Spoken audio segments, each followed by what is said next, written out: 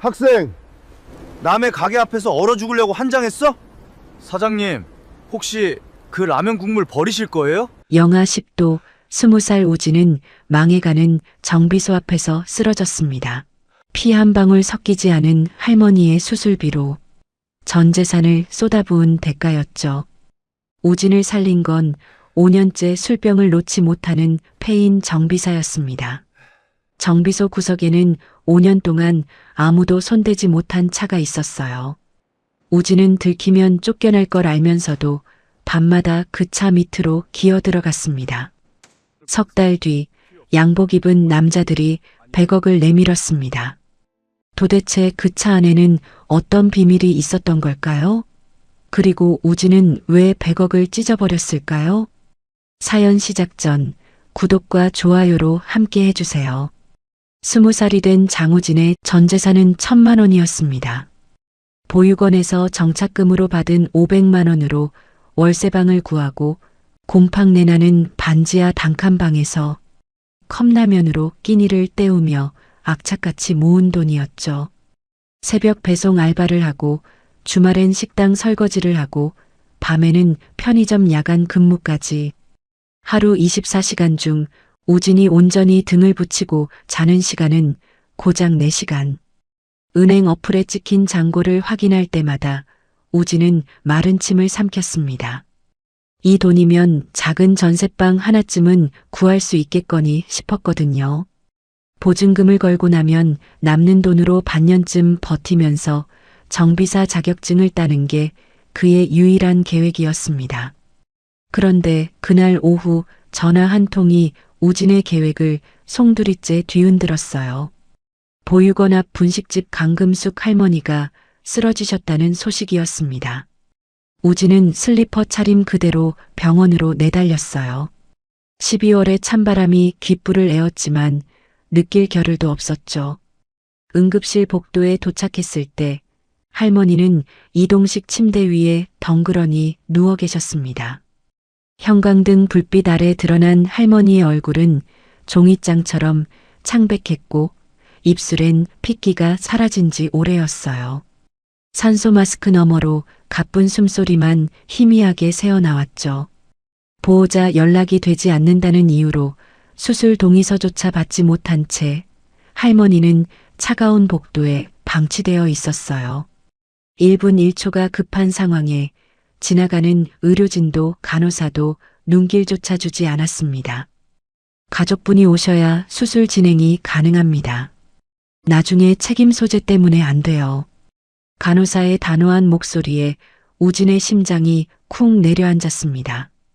할머니의 유일한 혈육인 아들은 미국에 있고 연락은 여전히 두절된 상태였거든요. 전화를 아무리 걸어도 응답 없는 신호음만 울릴 뿐이었어요. 우진은 이를 악물었습니다. 그리고 자신도 모르게 입이 열렸죠. 제가 손자입니다. 제가 책임지겠습니다. 거짓말이었지만 그 순간만큼은 진심이었습니다.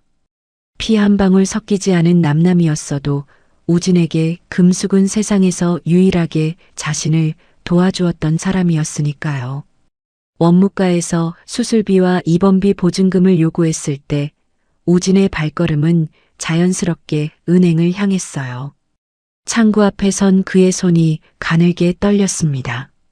손톱 밑에 박힌 지워지지 않는 새까만 기름때가 형광등 아래서 도드라져 보였죠. 이 돈을 내면 방도 당장의 생활비도 전부 사라지는 거였어요. 고아 출신에게 1,000만 원은 그냥 돈이 아니었습니다. 세상에 홀로 서기 위한 마지막 방패였죠. 하지만 우진의 머릿속엔 보육원 시절의 기억이 떠올랐어요. 한 달에 한 번 어김없이 찾아오시던 할머니. 분식집에서 직접 만든 떡볶이를 커다란 냄비에 담아오시곤 했죠. 쭈뼛거리는 아이들 앞에 접시를 밀어주시며 웃으시던 그 주름진 미소가 눈앞에 아른거렸습니다. 배고파서 잠들지 못하던 어느 겨울밤 할머니가 몰래 쥐어주신 따뜻한 호떡에 온기까지도요. 우진아, 밥은 먹고 댕기냐?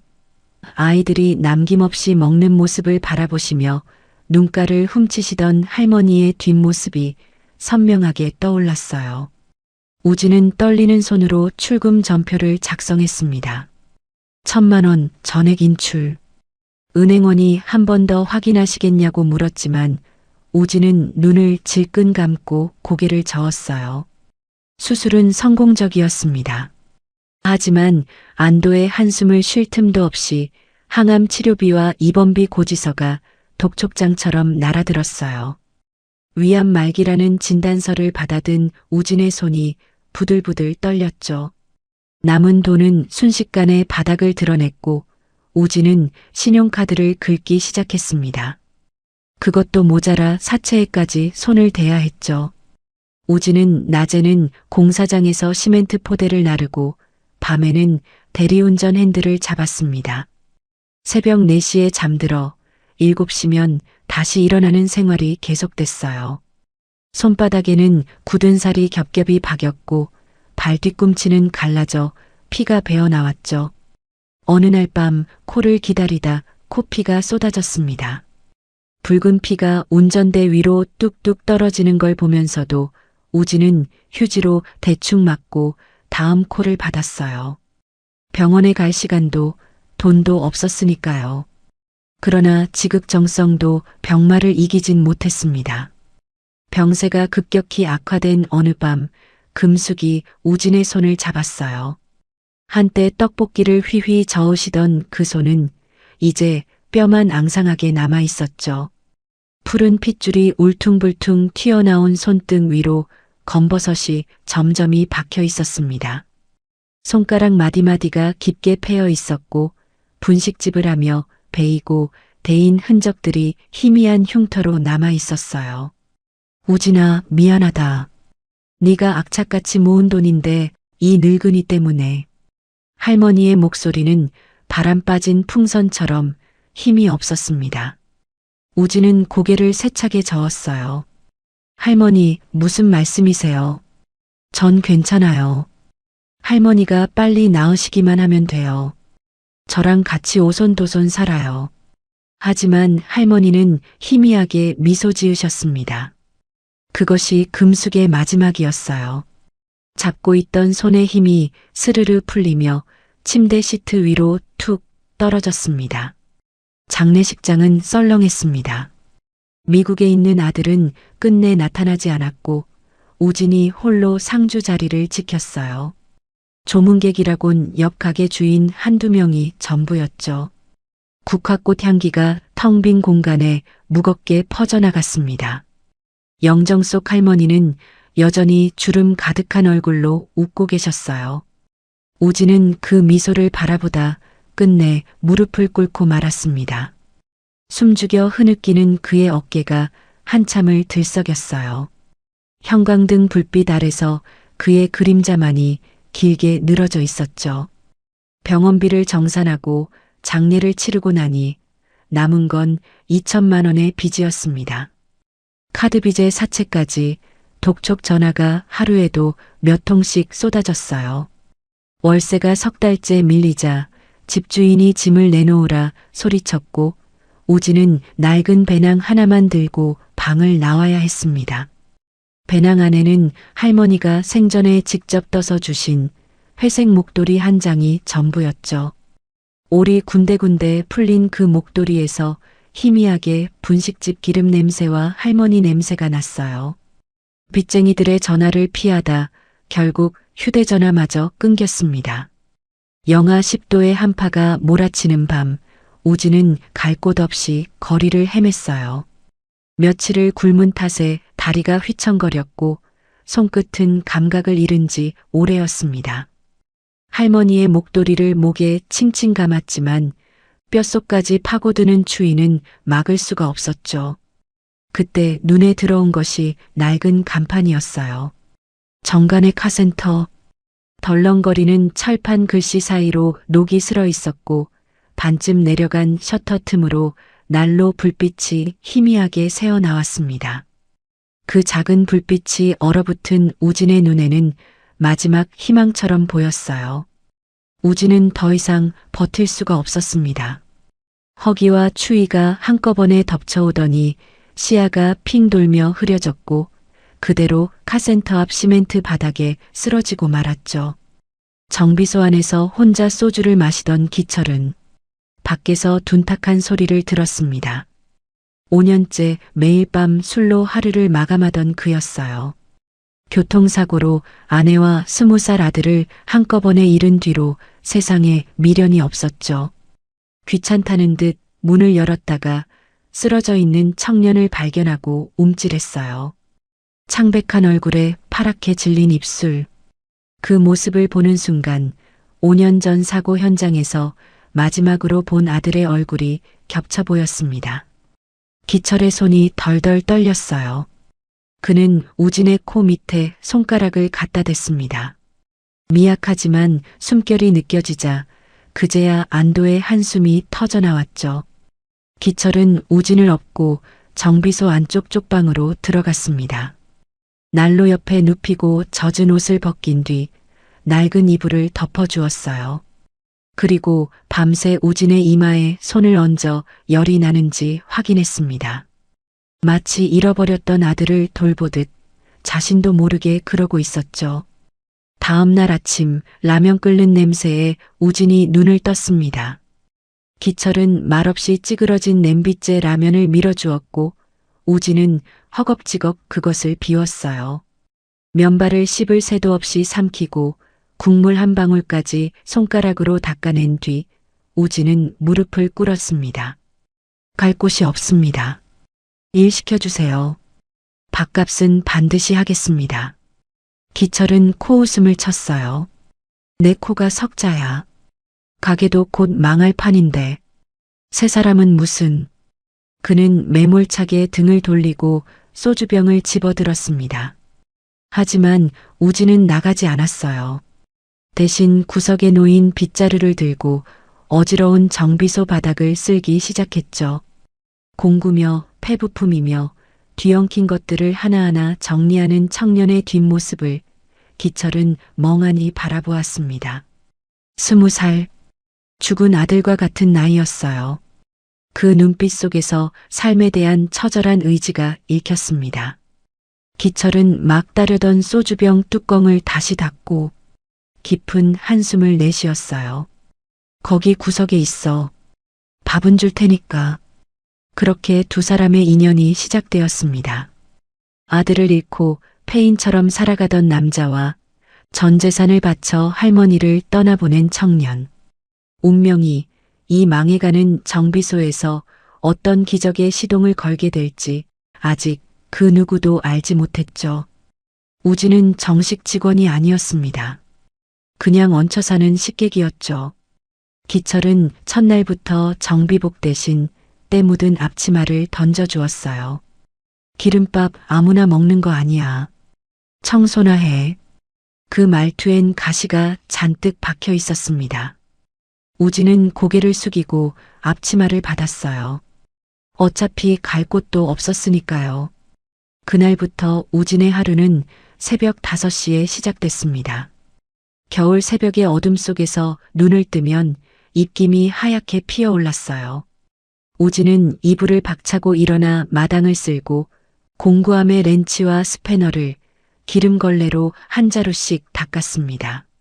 화장실 변기에 낀 물때를 솔로 박박 긁어내고 정비소 구석구석에 쌓인 폐부품들을 분류하는 것도 그의 몫이었죠. 1월의 새벽 공기는 코끝을 에었고 손가락 사이로 스며드는 시린물에 손등이 터지고 갈라졌습니다. 갈라진 틈 사이로 피가 배어나와도 우진은 입 한 번 뻥긋하지 않았어요. 손님이 찾아와도 기철은 술에 절어있는 날이 많았습니다. 정비를 하다 말고 비틀거리기 일쑤였고 손님 앞에서 퉁명스럽게 대꾸하기도 했죠. 그럴 때마다 우진이 나섰어요. 허리를 90도로 꺾어 인사하고 차 안에 떨어진 휴지 조각까지 하나하나 집어내고 타이어 공기압까지 한 번 더 확인해 드렸습니다. 사장 꼴 좀 봐. 저러다 이 집 완전히 망하겠네. 예전엔 안 그랬는데 왜 저렇게 됐대? 손님들이 수군거리는 소리가 우진의 귀에도 들렸습니다. 가슴 한구석이 쓰렸지만 동시에 오기 같은 것이 피어올랐어요. 이 정비소를 이대로 둘 순 없다는 생각이 들었죠. 밤이 되면 우진은 정비소 구석에 처박혀 있던 낡은 매뉴얼과 부품 도면을 꺼내 들었습니다. 누렇게 바랜 종이에서 곰팡이 냄새가 났지만 개의치 않았어요. 손전등 빛을 비추며 한 글자 한 글자 읽어내려갔습니다. 사실 자동차 정비는 우진에게 완전히 낯선 분야가 아니었어요. 보육원 시절 도서관에서 빌려본 자동차 구조책을 수십 번이나 읽었거든요. 다른 아이들이 만화책을 볼 때 우진은 엔진 구조도를 펼쳐놓고 부품 이름을 외웠습니다. 이론은 머릿속에 빼곡히 들어차 있었지만 실전 경험이 없었을 뿐이었죠. 낮에는 청소를 하면서도 눈은 늘 기철을 향해 있었습니다.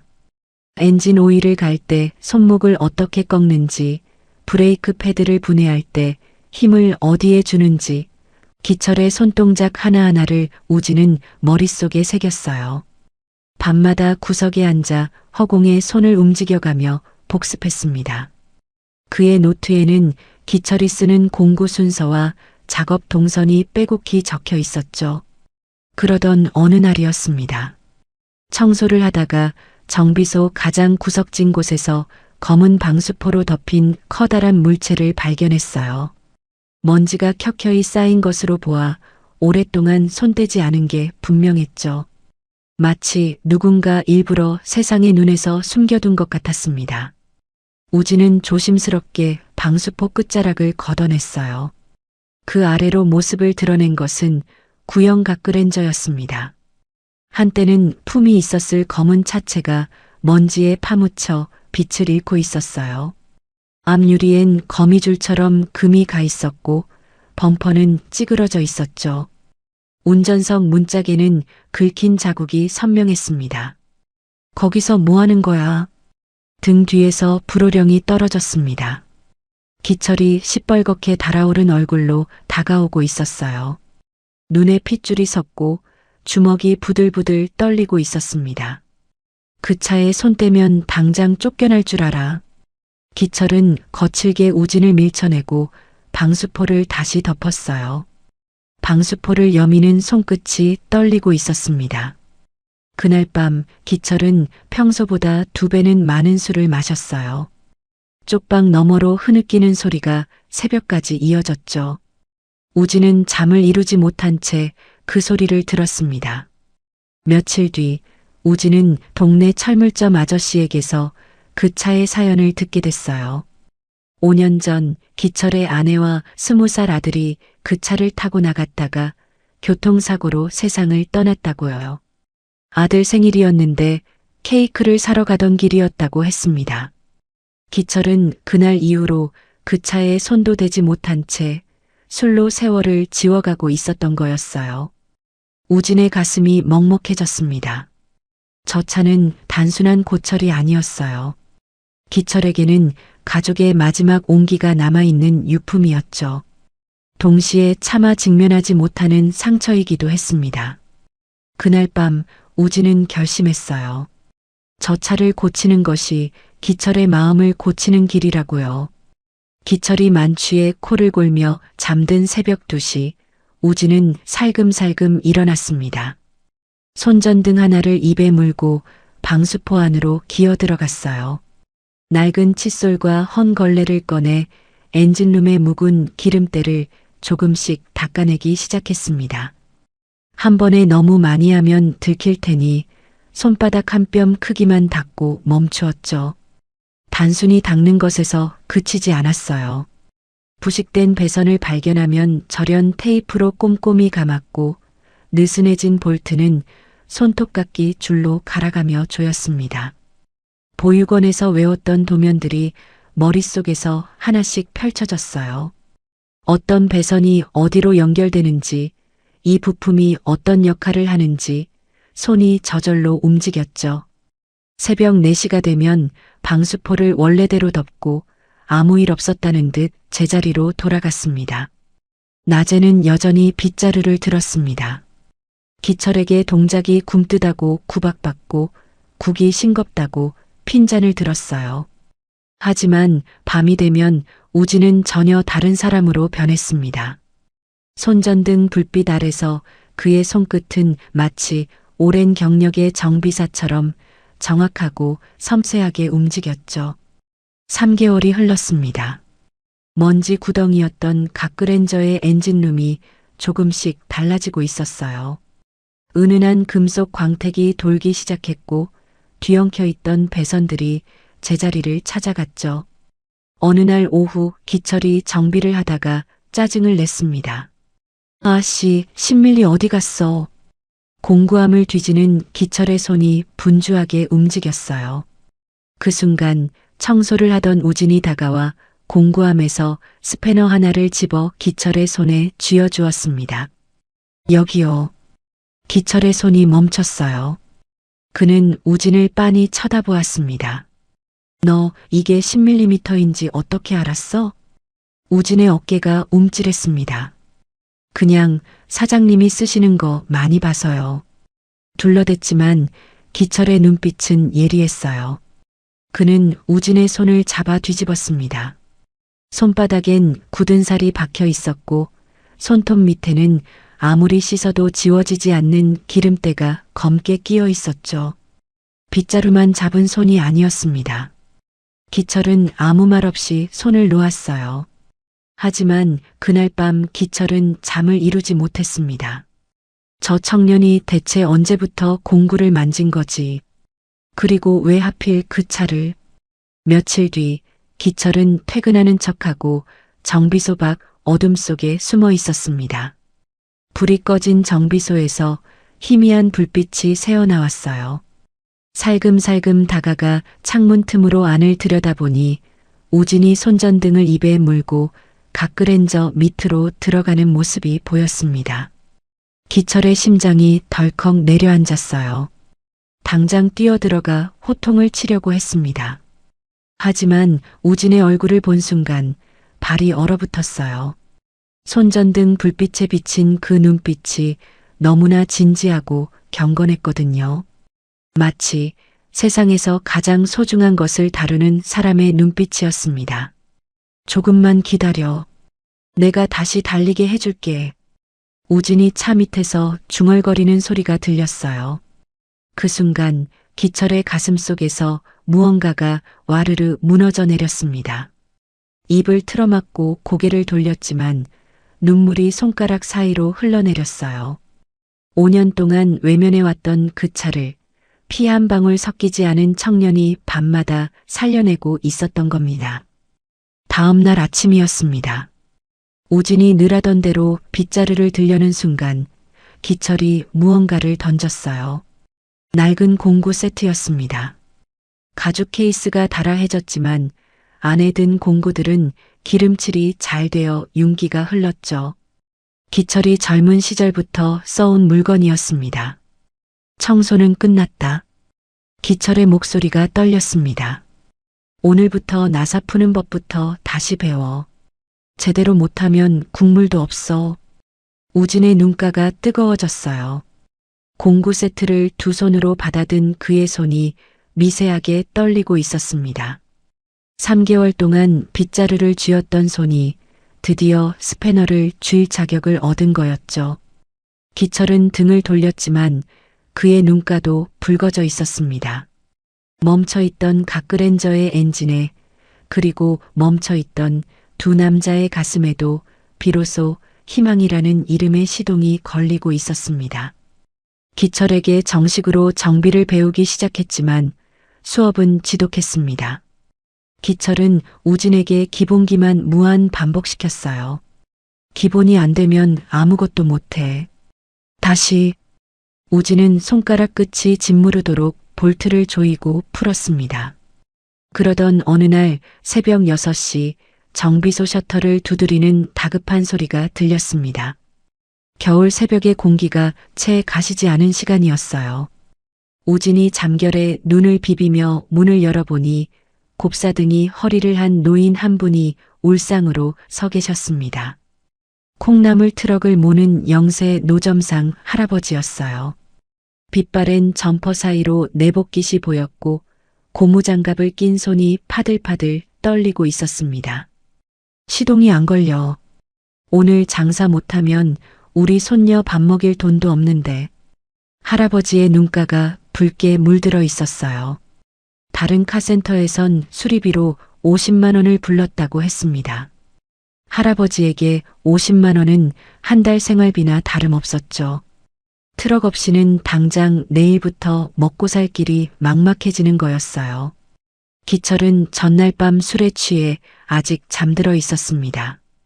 우진은 잠시 고민했어요. 아직 배운 것도 별로 없는데 함부로 손을 댔다가 사고가 나면 어떡하나? 하지만 할아버지의 초조한 눈빛을 외면할 수가 없었습니다. 금숙의 주름진 얼굴이 겹쳐 보였거든요. 잠깐만 기다려 보세요.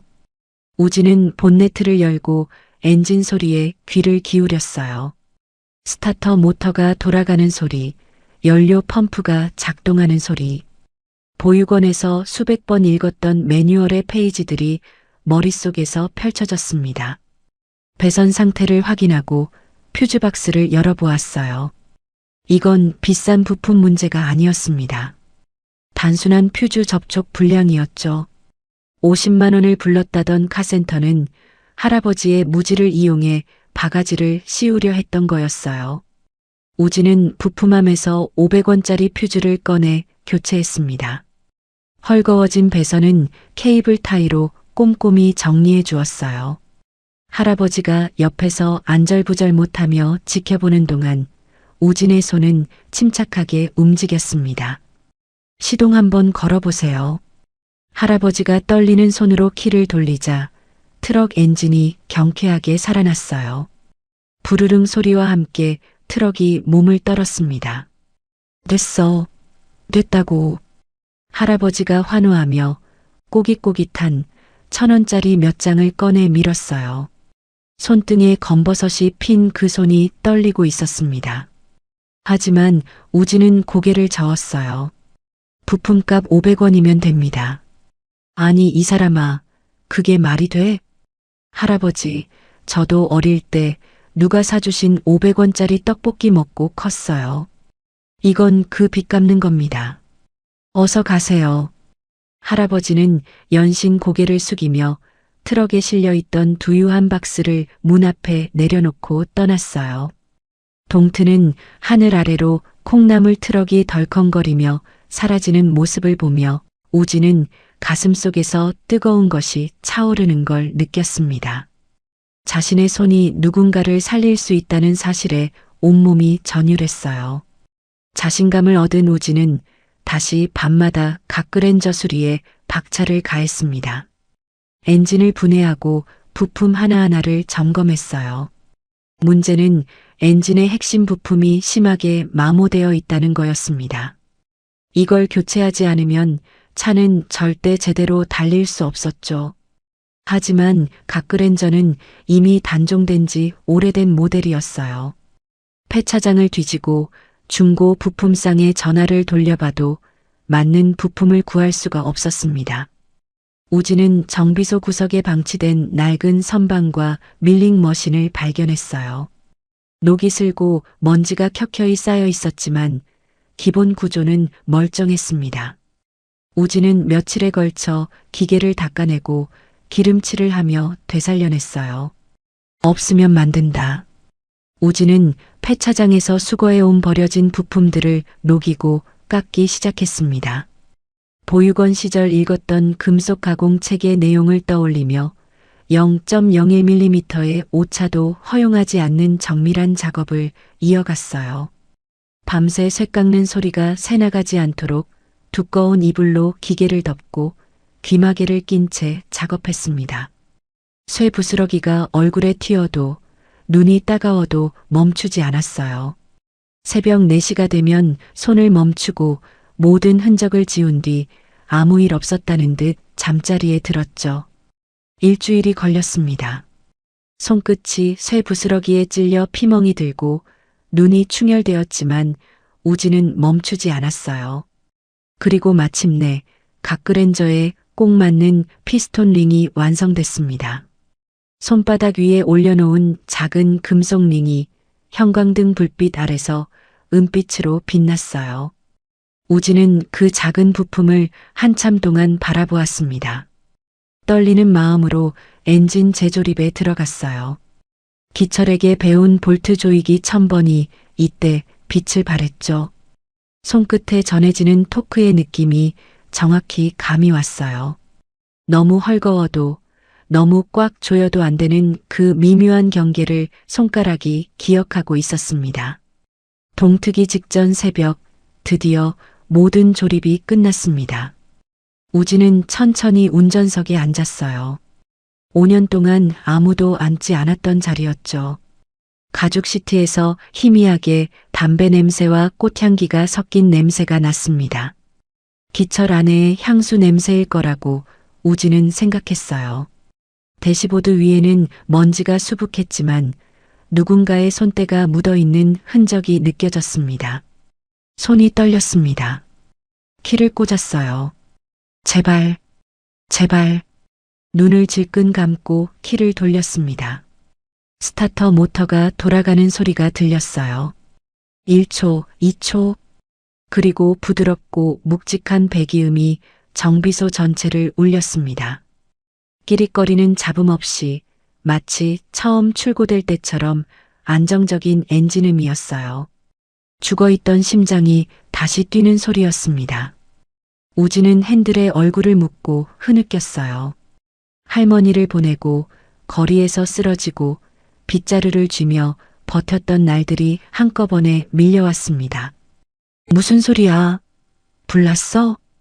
배기음에 놀란 기철이 잠옷바람으로 뛰쳐나왔습니다. 매연이 자욱한 정비소 안에서 시동이 걸린 각그랜저를 발견한 기철의 얼굴이 하얗게 질렸어요. 믿을 수 없다는 듯 비틀거리며 차로 다가갔습니다. 5년 동안 꿈쩍도 하지 않던 차가 부르르 진동하고 있었죠. 우진이 차에서 내리려고 문을 여는 순간 글로브 박스가 진동으로 툭 열리며 사진 한 장이 바닥에 떨어졌어요. 기철이 휘청거리며 다가와 그 사진을 집어들었습니다. 5년 전 가족여행을 떠나기 직전 바로 이 차 앞에서 찍은 사진이었어요. 아내가 아들의 어깨에 손을 얹고 환하게 웃고 있었고 아들은 수줍게 부위를 하고 있었습니다. 사진 뒷면에는 아내의 글씨로 날짜와 여행지 이름이 적혀 있었어요. 그동안 차를 보는 것조차 두려워 열어보지 못했던 글로브 박스 안에 그 사진이 잠들어 있었던 거였습니다. 기철의 무릎이 꺾였습니다. 본인 위에 엎드려 짐승처럼 오열했어요. 여보, 우리 아들. 울음소리가 새벽 정비소에 메아리 쳤습니다. 우진은 어찌할 바를 몰라 고개를 깊이 숙였어요. 죄송합니다. 허락도 없이 제 멋대로 말을 끝맺지 못했습니다. 기철이 우진의 멱살을 움켜쥐는 대신 거칠게 끌어안았기 때문이었어요. 기름때 묻은 우진의 등을 두드리며 기철이 말했습니다. 고맙다. 고맙다. 내 죽은 심장이 다시 뛰는 것 같다. 한참을 그렇게 서로를 붙잡고 울었어요. 동이 트고 정비소 안으로 아침 햇살이 비스듬히 들어왔습니다. 기철이 호주머니에서 차키를 꺼내 우진의 손에 쥐어주었어요. 이 차, 네가 뭘 알아. 우진의 손이 떨렸습니다. 보육원을 나온 이후로 처음 느껴보는 온기였어요. 누군가에게 무언가를 받아본 적이 없었습니다. 항상 주기만 했고 빼앗기기만 했죠. 피 한 방울 섞이지 않았지만 이 순간만큼은 세상에서 가장 따뜻한 가족 같았습니다. 우진은 두 손으로 차키를 받아쥐고 끝내 눈물을 쏟았어요. 다시 달리기 시작한 각그랜저처럼 두 사람의 인생도 새로운 길 위로 나아가려 하고 있었습니다. 그리고 그 길 위에서 또 다른 만남이 기다리고 있다는 걸 아직 그들은 알지 못했어요. 다음 날 아침 우진은 눈을 의심했습니다. 기철이 5년 만에 덥수룩한 수염을 깔끔하게 밀고 단정한 작업복 차림으로 정비소에 서 있었거든요. 술 냄새 대신 비누 냄새가 났고 눈빛에는 오랜만에 생기가 돌았습니다. 한때 동네에서 황금손이라 불리던 정비사의 면모가 서서히 돌아오고 있었어요. 기철은 정비소 구석에 쌓여있던 소주병들을 포대자루에 담아 밖으로 내다버렸어요. 수십 개의 빈 병들이 부딪히며 찰랑거리는 소리가 새벽 공기를 울렸습니다. 5년간 슬픔을 담았던 병들이었죠. 이제 술 냄새 말고 기름 냄새만 풍기자. 그 말과 함께 기철은 서랍장 깊숙이 넣어뒀던 낡은 수첩 한 권을 꺼내 우진에게 건넸어요. 30년간의 정비 노하우가 빼곡히 적힌 수첩이었습니다. 가장자리가 달아해졌고 군데군데 기름 자국이 묻어 있었죠. 글씨는 삐뚤빼뚤했지만 페이지마다 기철의 땀과 세월이 배어 있었어요. 요즘 기술자들은 스캐너만 믿어. 전자진단기가 고장 코드 띄우면 부품을 통째로 갈아버리지. 그게 기술자냐? 기철의 목소리에 열기가 담겼습니다. 진짜 기술자는 소리로 듣고 진동으로 느끼는 거야. 기계가 어디가 아픈지 말을 못해도 우리가 알아들어야 해. 차도 사람이랑 똑같아. 아프면 신음소리를 내거든. 우진은 책으로 배운 이론에 기철의 실전 감각을 하나씩 더해갔습니다. 엔진 소리만 들어도 어느 실린더에서 이상 연소가 일어나는지, 배기음의 미세한 떨림만으로 점화 타이밍이 맞는지 틀리는지 알아내는 경지에 올랐어요. 눈을 감고 귀를 기울이면 엔진의 심장 박동이 손에 잡힐 듯 느껴졌습니다. 기철은 그런 우진을 보며 고개를 끄덕였어요. 타고난 재능에 성실함까지 갖춘 녀석이라고요. 어느 날 엔진 소음이 심한 택시 한 대가 들어왔습니다. 운전석에서 내린 중년의 택시 기사는 얼굴이 시커멓게 그을려 있었어요. 밤낮 없이 핸들을 잡느라 눈 밑에 짙은 그늘이 드리워져 있었고 손등은 햇볕에 거칠게 탔습니다. 다른 데서 엔진 통째로 갈아야 한다고 300만 원 부르더라고요. 택시비로 300이면 몇 달을 벌어야 하는 건데. 기사의 목소리가 떨렸습니다. 아내와 아이들 이야기가 나올 것 같아 우진은 서둘러 본네트를 열었어요. 청진기를 엔진 블록 여기저기에 대고 소리를 들었습니다. 눈을 감고 한참을 집중하더니 고개를 들었어요. 엔진 전체가 아닙니다. 크랭크축 베어링 하나만 나갔어요. 부품값 30만 원이면 됩니다. 뭐라고요? 기사의 눈이 휘둥그레졌습니다. 기철이 다가와 우진의 진단을 확인했어요. 청진기를 대고 직접 들어본 뒤 씩 웃었죠. 맞아. 이 친구 귀가 여간 밝은 게 아니야. 우진은 기철의 감독 아래 작업에 들어갔습니다. 엔진을 통째로 드러내지 않고 특수 공구를 이용해 문제가 된 베어링만 정밀하게 교체했어요. 마치 외과 의사가 환부만 도려내듯 최소한의 절개로 최대의 효과를 내는 수술이었죠. 손끝 하나 흔들림 없이 작업하는 우진의 모습을 택시기사가 넋을 놓고 지켜보았습니다. 작업이 끝나자 택시 엔진은 새 것처럼 조용하게 돌아갔어요. 수리비가 10분의 1로 줄어들자 택시기사는 연신 허리를 굽혔어요.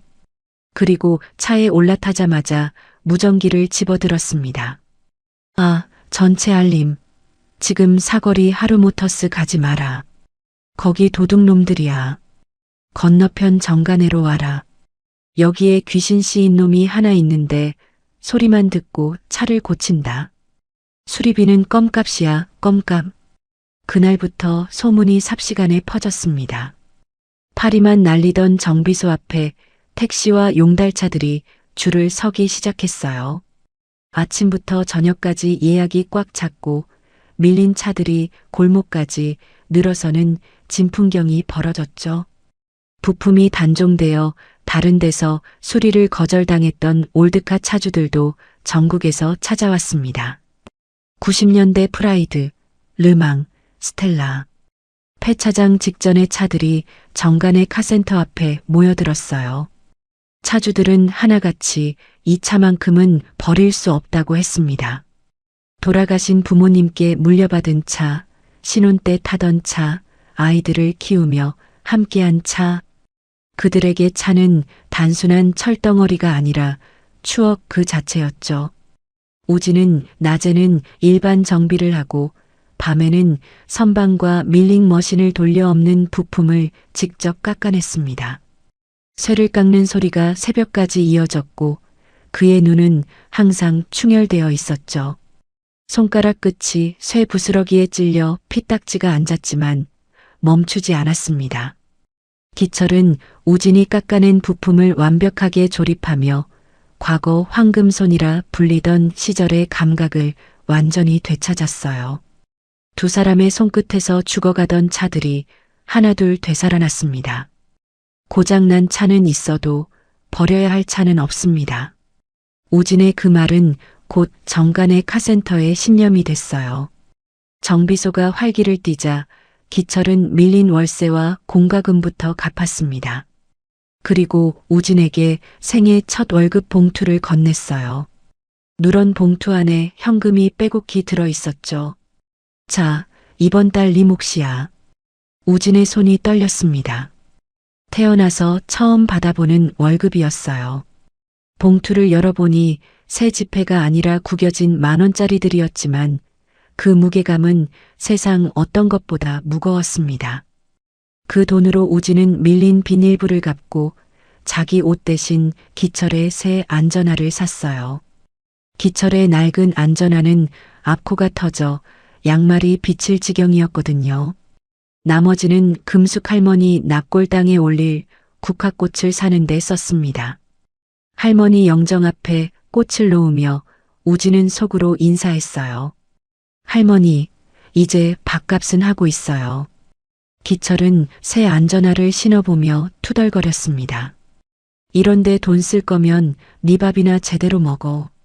요즘 네 얼굴이 반쪽이 됐잖아. 하지만 입가에서 미소가 떠나지 않았어요. 기철은 몰랐습니다. 우진이 지난밤 기철이 벗어둔 낡은 신발 안창을 몰래 뒤집어 사이즈를 확인했다는 것을요. 기철이 발끝을 까딱이며 씩 웃는 모습을 보며 우진은 속으로 안도했습니다. 동네 사람들이 수군거리기 시작했어요. 저 집 망한 줄 알았는데 청년 하나 들어오더니 복이 굴러 들어왔네. 정 사장도 사람이 달라졌어. 술 끊고 완전히 딴 사람 됐다니까. 소문은 꼬리에 꼬리를 물고 퍼져나갔습니다. 기철은 어느 날 저녁 과거 아들이 좋아했던 통닭을 사왔습니다. 기름 냄새 풍기는 정비소 한 구석에서 두 사람이 나란히 앉아 닭다리를 뜯었어요. 기철이 먼저 말을 꺼냈죠. 우리 아들이 이 집 통닭을 참 좋아했어. 매운 양념 말고 후라이드로만. 우진은 조용히 듣기만 했습니다. 기철의 눈가가 촉촉이 젖었지만 이번엔 슬픔만이 아니었어요. 그리움과 감사가 뒤섞인 표정이었죠. 우진도 금숙이 떠올랐습니다. 할머니가 끓여주시던 떡볶이의 매콤한 향기가 코끝을 스치는 것 같았어요. 비 오는 어느 날 와이퍼가 고장난 노부부의 차가 들어왔습니다. 흰머리가 성성한 할아버지가 할머니 손을 잡고 내렸어요. 우진은 와이퍼 모터를 점검하고 간단히 수리한 뒤 수리비를 받지 않았습니다. 빗길 조심하세요. 앞이 안 보이면 절대 무리하지 마시고요. 노부부가 연신 고맙다며 떠나는 모습을 기철이 지켜보았어요.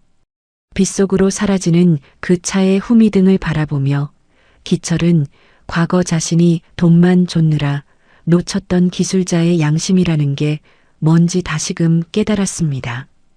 예전 같았으면 아무리 간단한 술이라도 돈을 받았을 거였어요.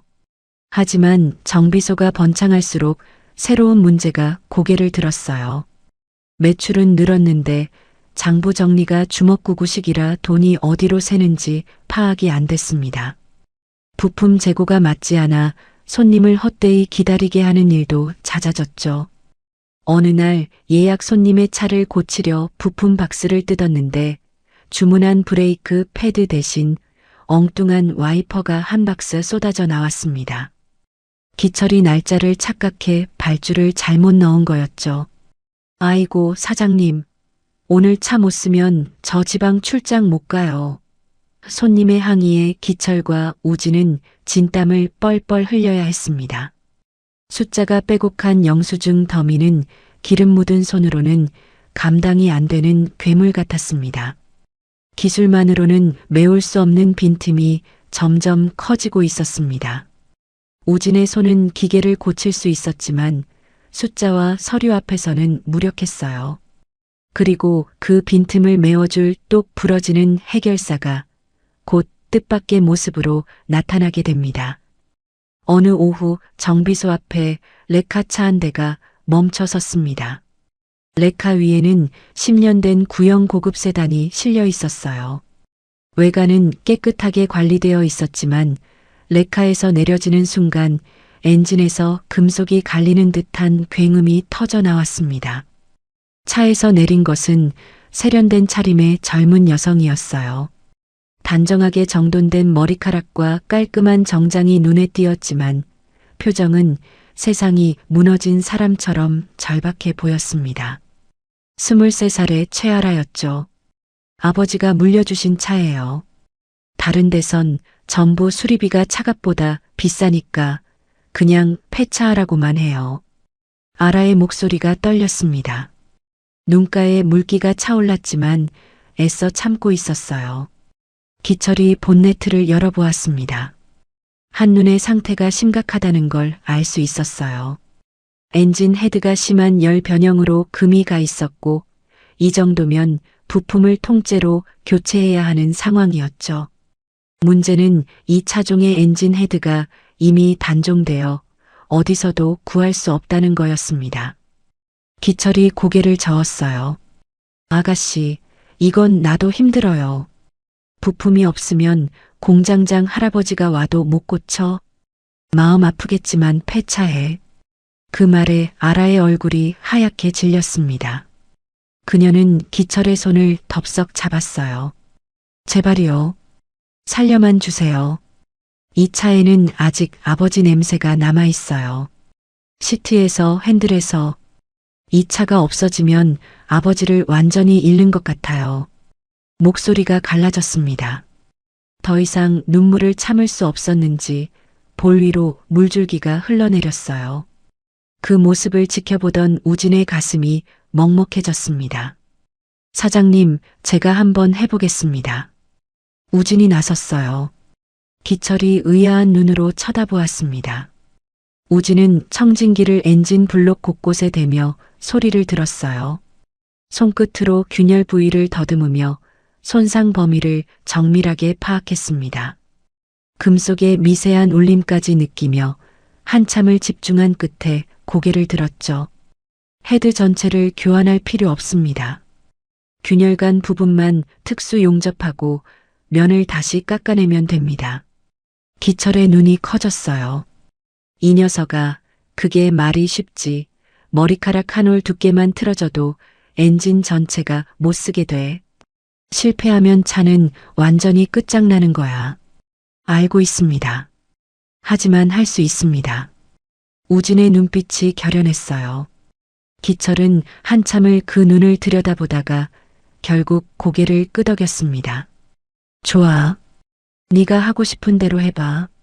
대신 책임은 네가 져. 그날 밤부터 우진은 엔진 분해에 들어갔습니다. 우진은 숨을 멈췄습니다. 조금이라도 손이 떨리면 엔진은 영영 깨어나지 못합니다. 실패하면 끝이다. 저 여자의 추억을 내가 없애는 거야. 용접 불꽃이 어두운 정비소를 대낮처럼 밝혔습니다. 스파크가 튈 때마다 우진의 얼굴에 붉은 빛이 번졌어요. 땀방울이 속눈썹을 찔러도 닦아낼 수 없었습니다. 정비소 안에는 기계 돌아가는 소리와 우진의 심장 소리뿐이었죠. 다음 날 오전 9시 집에 다녀온 아라가 정비소에 다시 도착했어요. 문을 열자 매캐한 연기 냄새가 코를 찔렀습니다. 우진은 잠도 자지 않은 채 용접 불꽃과 씨름하고 있었어요.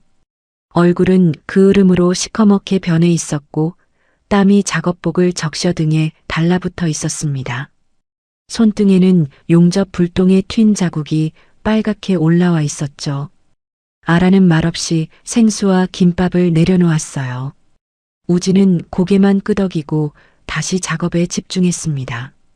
아라는 정비소 구석에 앉아 그 모습을 지켜보았어요. 남을 위해 저렇게까지 하는 사람이 있다는 게 믿기지 않았죠. 꼬박 이틀 밤을 새웠습니다. 우진의 눈은 충혈되어 토끼 눈처럼 빨갛게 변했고 손가락은 용접 열기에 물집이 잡혔어요. 기철이 그만 좀 쉬라고 했지만 우진은 듣지 않았습니다. 하지만 마침내 엔진 헤드 가공이 끝났고 재조립까지 완료되었어요. 선반으로 깎아낸 헤드 표면은 거울처럼 매끄러웠습니다. 시동 걸어볼게요. 우진이 운전석에 앉아 키를 돌렸습니다. 스타터 모터가 돌아가고 1초, 2초, 쇳소리를 내며 덜덜거리던 엔진이 거짓말처럼 부드러운 숨소리를 내쉬기 시작했습니다. 안정적인 회전음만이 정비소 안을 채웠습니다. 아라가 차에 다가갔어요.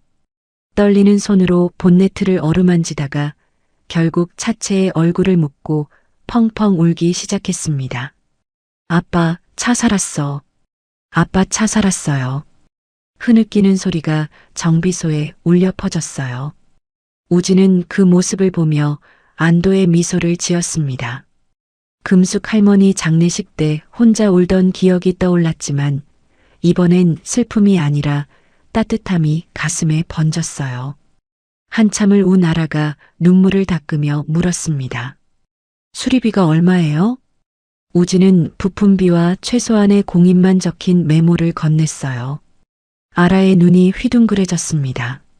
이게 전부예요? 이틀 밤을 새웠으면서 추억을 지키는 값은 안 받습니다. 그 말에 아라의 눈이 다시 촉촉해졌어요. 세상에 이런 사람이 있다는 게 믿기지 않았습니다. 며칠 뒤 아라가 정비소에 다시 나타났어요.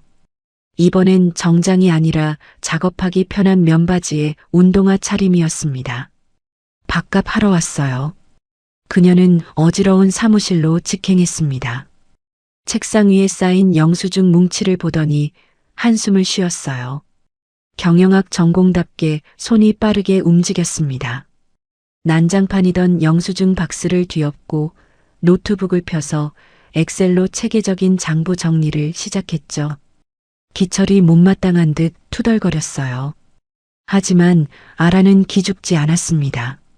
아저씨, 이대로 두면 돈 다 새나가요. 며칠 만에 벽에는 부품 재고 관리표가 붙었고 서랍에는 월별로 정리된 영수증 파일이 꽂혔어요. 새나가던 돈의 흐름이 한눈에 들어오기 시작했습니다. 기철은 투덜대면서도 아라가 만든 표를 유심히 들여다보곤 했어요. 아라는 거기서 멈추지 않았어요. 인터넷에 사연 있는 차를 고쳐드립니다라는 제목으로 감성적인 수리 일지를 올리기 시작했습니다. 아버지의 차를 살려준 이야기, 할아버지의 첫 차를 복원한 이야기, 우진이 밤새워 부품을 깎는 사진도 함께 올렸죠. 글마다 댓글이 수백 개씩 달렸고 젊은 손님들까지 찾아오기 시작했어요. 정간의 카센터는 단순한 정비소가 아닌 자동차 병원으로 입소문이 났습니다. 어느 날 저녁 우진과 아라는 정비소 앞 평상에 앉아 짜장면을 먹었어요. 면발을 후루룩 삼키며 아라가 먼저 입을 열었습니다. 저도 아버지 일찍 여의었어요. 그래서 저 차가 더 소중한 거예요. 아버지가 저한테 남겨주신 거라곤 그 차밖에 없거든요. 우진은 조용히 고개를 끄덕였어요.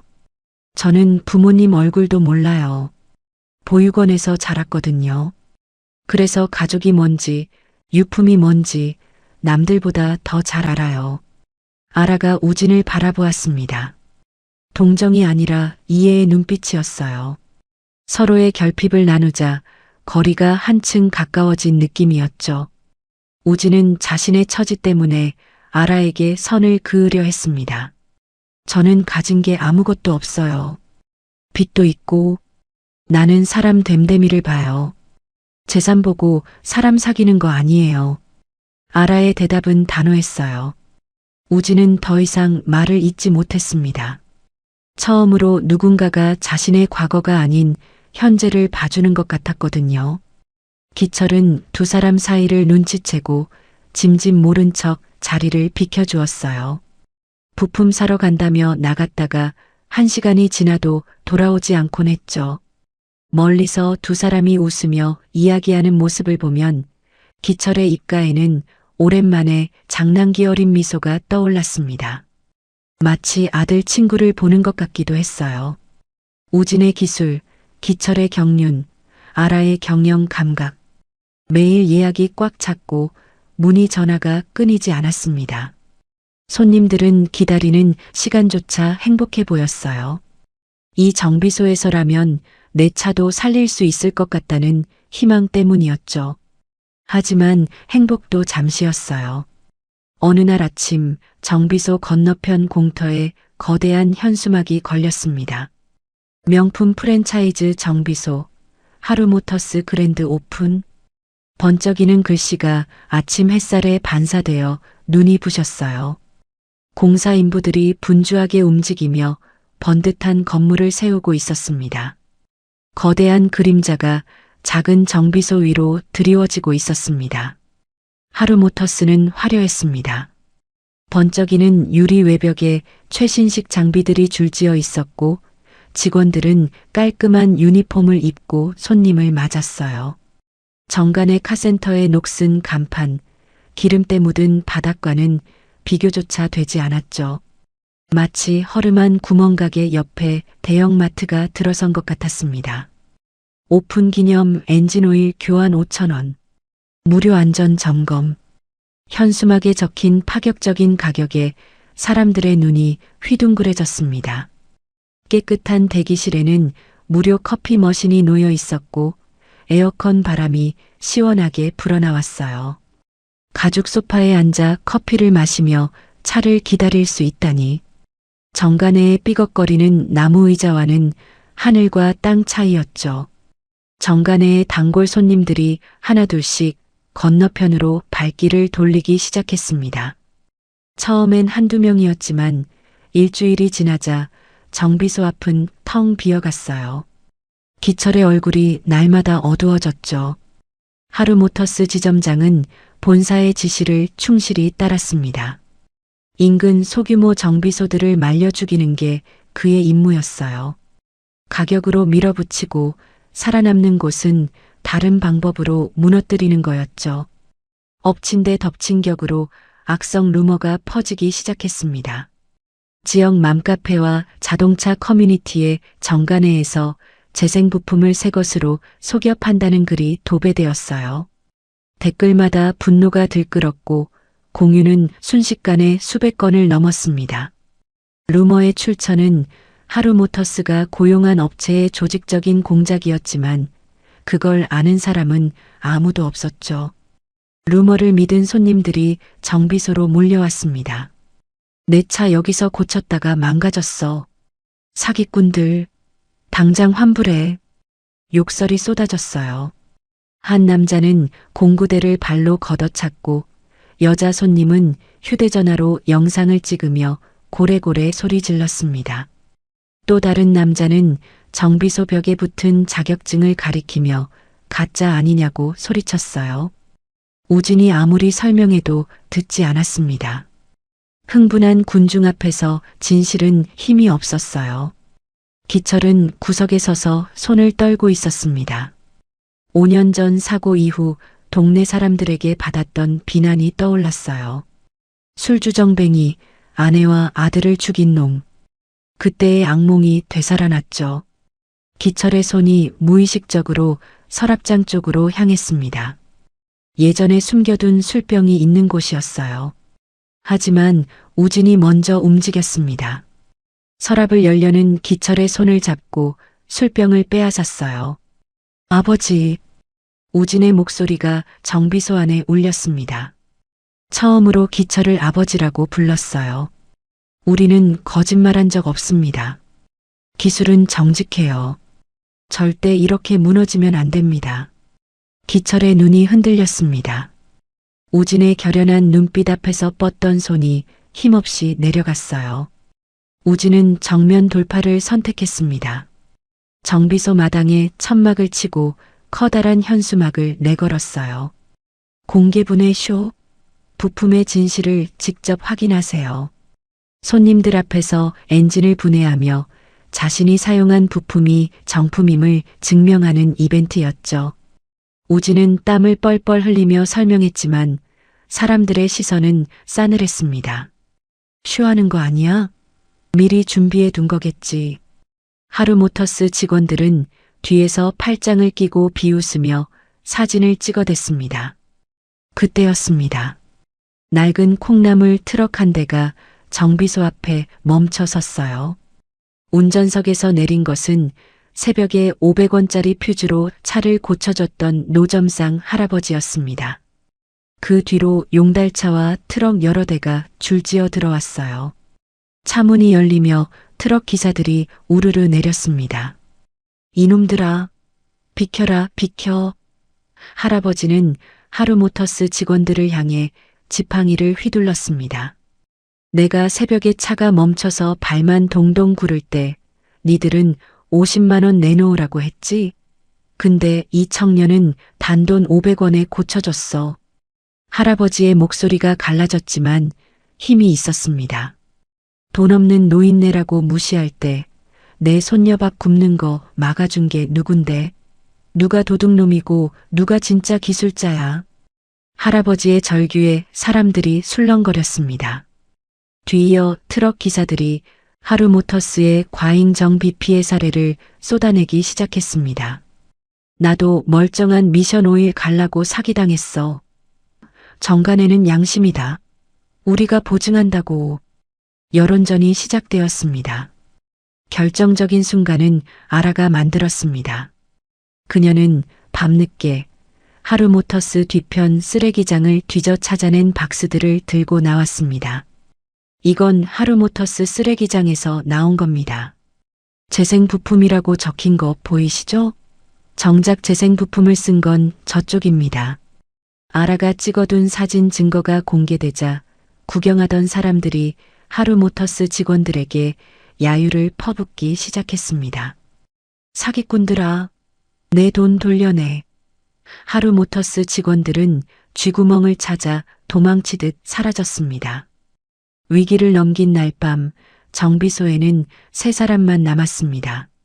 난로 옆에 둘러앉아 라면을 끓여 먹었어요. 국물을 호호 불며 기철이 먼저 입을 열었습니다. 너희가 나보다 낫다. 나는 구석에서 술 찾고 있을 때 너희는 싸우고 있었어. 진짜 사장은 너희다. 기철의 눈가가 붉어졌습니다.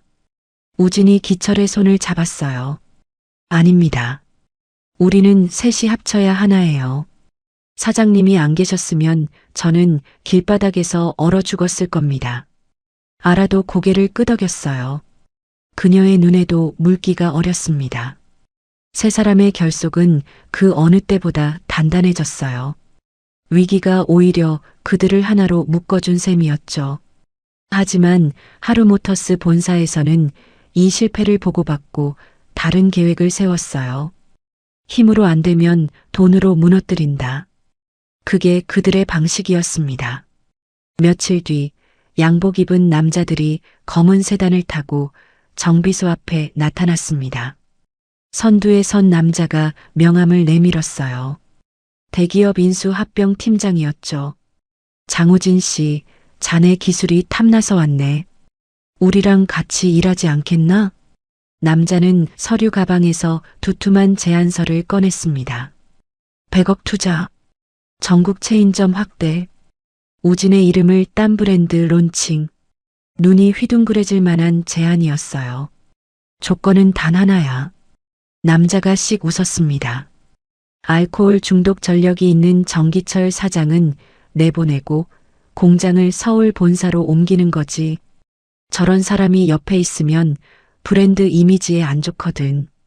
문 뒤에서 듣고 있던 기철의 심장이 덜컥 내려앉았습니다. 우진의 앞길을 막지 않기 위해 조용히 떠나야겠다는 생각이 스쳤죠. 우진은 제안서를 받아들었습니다. 숫자들이 빼곡한 종이를 내려다보며 피식 웃었습니다. 돈은 좋네요. 정말 좋은 조건이에요. 남자의 얼굴에 만족스러운 미소가 번졌습니다. 하지만 조건이 틀렸습니다. 우진은 제안서를 반으로 찢어버렸습니다. 찢어진 종이 조각들이 팀장의 가방 위로 눈처럼 흩날렸습니다. 내 기술의 원천은 저기 계신 사장님입니다. 저를 길바닥에서 주워 살리고 기름밥 먹는 법을 가르쳐준 분입니다. 우진의 눈이 문 뒤를 향했습니다. 거기에 기철이 서 있다는 걸 알고 있었던 거예요. 성공을 위해 아버지를 버리라고요? 저는 그런 성공 필요 없습니다. 기철의 눈에서 뜨거운 눈물이 흘러내렸습니다. 떠나려던 발이 움직이지 않았어요. 양복 입은 남자들은 어이없다는 표정으로 찢어진 제안서를 바라보다가 씩씩거리며 돌아섰습니다. 돈으로 살 수 없는 것들이 있었어요. 정관의 카센터는 그날 밤 그 어느 때보다 빛나고 있었습니다. 세 사람은 서로의 온기에 기대 웃고 있었죠.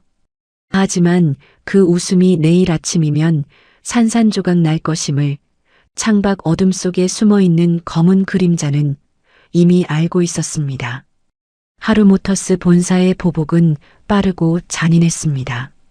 며칠 뒤 뉴스 속보에 정비 불량으로 인한 추돌 사고가 보도되자마자 하루모터스 법무팀이 수억 원대 소송을 걸어왔습니다. 엎친 데 덮친 격으로 구청에선 폐수 무단 방류 신고가 들어왔다며 영업 정지를 예고했죠. 누군가 밤새 하수구에 시커먼 폐유를 들이부어 놓은 짓이 뻔했습니다.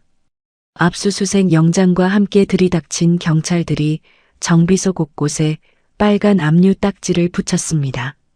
30년 손때 묻은 기철의 공구함, 우진이 밤새워 부품을 깎던 선반, 심지어 마당에 세워둔 각그랜저까지 정비소 전체가 붉은 딱지로 피멍이 든 것 같았습니다. 손님들은 환불을 요구하며 아우성쳤고 기철은 5년 전 사고 이후 겨우 다시 일어선 세상이 또다시 그것도 더 처참하게 무너지는 것을 보며 고개를 떨구었습니다. 여기에 결정타가 날아왔습니다. 건물주였어요. 이보세요. 당신들 때문에 건물 이미지 다 망친 거 어떻게 책임질 겁니까? 영업 정지 먹은 가게는 계약 위반인 거 아시죠? 내일 아침 법원 집행관이랑 가서 강제 집행할 테니까 방 뺄 준비하세요. 우진이 전화기를 붙들고 사정했지만 건물주는 매몰차게 전화를 끊어버렸습니다. 그날 밤 기철은 잠을 이루지 못했습니다. 나 때문이다. 알코올 중독자인 내가 있어서 우진이까지 덮어쓰는 거야. 자책감이 뼈를 깎았습니다. 새벽 2시 기철은 조용히 짐을 쌌습니다. 낡은 가방에 옷까지 몇 벌을 넣고 책상 위에 미안하다는 짧은 편지를 남겼어요. 조심스럽게 셔터 문을 열려는데 등 뒤에서 물기 어린 목소리가 들렸습니다. 아버지, 어디 가십니까? 기철이 흠칫 놀라 돌아보니 잠옷바람에 우진이 맨발로 서 있었습니다. 저버리고 혼자 도망가시는 겁니까? 기철은 이를 악물고 우진을 밀쳐내려 했습니다. 나 같은 놈이랑 있으면 너까지 망해. 그 큰 회사 가서 성공해. 100억이라잖아. 평생 만져보지도 못할 돈이야. 하지만 우진은 그 자리에서 털썩 무릎을 꿇었습니다. 차가운 콘크리트 바닥에 이마를 대고 기철의 바지가랑이를 붙잡았습니다. 제가 고친 차는 제가 압니다. 우린 결백해요. 근데 여기서 도망치면 진짜 범죄자 되는 겁니다.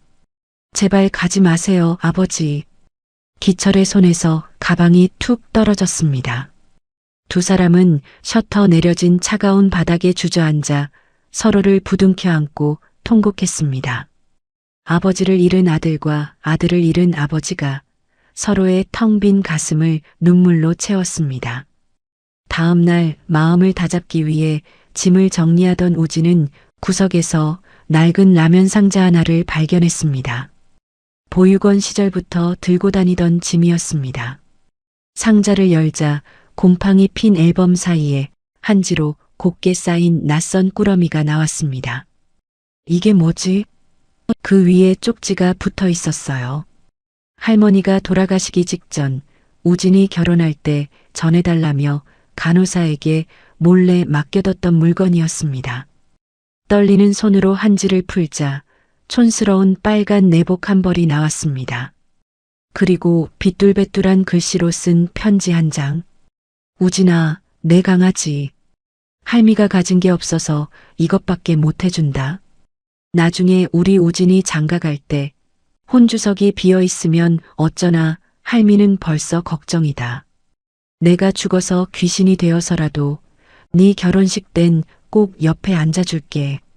마음씨 좋은 색시 만나서 따뜻한 밥 먹으며 잘 살아라. 사랑한다, 내 새끼. 말기 암 통증을 참아가며 꾹꾹 눌러 쓴 글씨.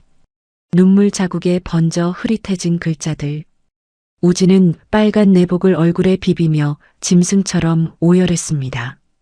할머니, 보육원에서 배고플 때 몰래 떡볶이를 챙겨주시던 분. 피 한 방울 안 섞인 고아를 내 새끼라 불러주던 유일한 분. 그분은 마지막 순간까지 우진의 앞날만을 걱정했습니다. 지켜보던 아라는 입을 틀어막고 울었고 기철도 붉어진 눈시울을 훔쳤습니다. 한참을 운 우진이 눈물을 닦으며 일어섰습니다. 눈빛이 달라져 있었습니다. 이 정비소 할머니가 맺어준 곳이에요. 할머니 병원비 때문에 빚지고 그 빚 때문에 쫓겨나서 만난 곳이잖아요. 저 절대 안 나갑니다. 아니, 못 나갑니다. 그날 밤부터 세 사람은 전투 태세에 돌입했습니다. 아라는 충혈된 눈으로 사고 차량의 블랙박스 영상을 보고 또 보며 조작의 증거를 찾았어요. 기철은 냉장고에 숨겨둔 마지막 소주병을 꺼내 하수구에 콸콸 쏟아버렸습니다. 다시는 안 마신다. 맹세하마. 폭풍 전야의 밤. 세 사람은 각그랜저 앞에 둘러앉아 컵라면을 먹으며 결의를 다졌습니다. 우진은 확대된 사고 차량 사진을 가리켰어요. 보세요. 이건 자연적으로 찢어진 게 아닙니다. 절단면이 너무 매끄러워요. 누군가 공구로 자른 게 분명해요. 확신은 있었지만 당장 차를 확인할 수 없다는 게 문제였습니다. 날이 밝았습니다.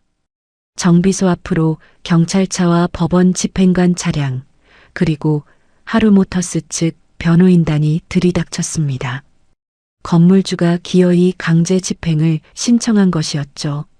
하루모터스 지점장이 팔짱을 낀 채 비릿한 웃음을 흘리며 다가왔어요.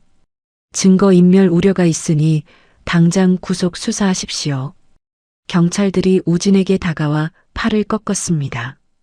우진은 필사적으로 외쳤죠. 사고 차량 보닛 한 번만 열게 해주십시오. 1분이면 됩니다. 브레이크 절단면만 보면 알 수 있다고요. 하지만 경찰은 우진을 강제로 제압했습니다. 지점장이 우진의 귀에 대고 속삭였습니다. 초짜 정비사가 뭘 증명해? 그냥 조용히 들어가. 감방에서 기술이나 더 배우든가. 절망적인 상황. 우진의 눈에 핏발이 섰지만 꼼짝할 수 없었습니다. 기철이 몸을 던져 막아보려 했지만 바닥에 내동댕이 쳐졌어요. 아라가 울며 영상을 찍고 있었지만 역부족이었죠. 바로 그때 골목 어귀에서부터 좌중을 압도하는 묵직한 엔진음과 함께 정체를 알 수 없는 거대한 그림자가 정비소를 향해 서서히 다가오고 있었습니다. 골목을 가득 메우던 묵직한 엔진음의 주인공은 정비소 입구를 가로막으며 위압적인 자태를 드러낸 검은색 벤츠였습니다. 마치 거대한 맹수가 웅크린 듯한 그 압도적인 존재감에 소란스럽던 정비소에는 순식간에 침묵이 내려앉았죠. 경찰과 집행관들, 그리고 비웃음을 흘리던 하루모터스 지점장까지 모두의 시선이 그 낯선 차에 꽂혔습니다. 쥐 죽은 듯한 정적 속에 뒷문이 열렸습니다. 차에서 내린 남자는 지팡이를 짚고 힘겹게 땅을 디뎠습니다. 최고급 수트를 입었지만 한쪽 다리를 저는 걸음걸이는 위태로워 보였어요. 관자놀이 부근의 선명한 수술 흉터와 서리빨 같은 눈빛이 주변의 공기를 단숨에 얼어붙게 만들었습니다. 하루모터스 측 변호사가 남자의 얼굴을 확인하고는 사색이 되어 뒷걸음질 쳤습니다. 조광수 회장님? 미국 IT 자수성가의 대표이자 한국 재계의 거물. 그의 등장은 그 자체로 법이었고 권력이었습니다. 광수의 비서들이 일사불란하게 움직였습니다. 경찰에게 명함을 내밀며 단호하게 말했습니다. 지금부터 이 사건 변호는 저희 법무팀이 전담합니다. 모든 압류 및 강제 집행, 즉시 중지하십시오.